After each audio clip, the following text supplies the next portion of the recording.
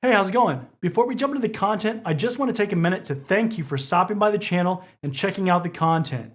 If you like this content and you want to support more content like it, then make sure to subscribe to the channel and like this video.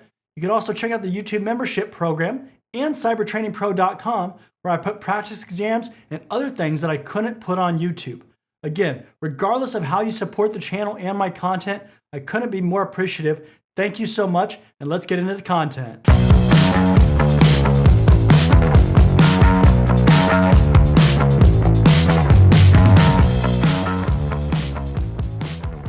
As a reminder, communication on the sending system starts at the application layer and it works its way down the OSI model.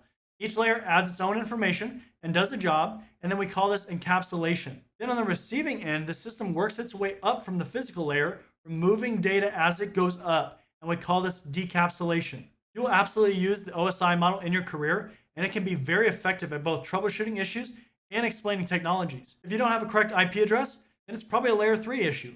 If you can't connect to other systems that are on the local network, then it might be a layer 2 issue, and there might be a problem with the cable or the NIC. These are just a few examples of things that you might see in the real world.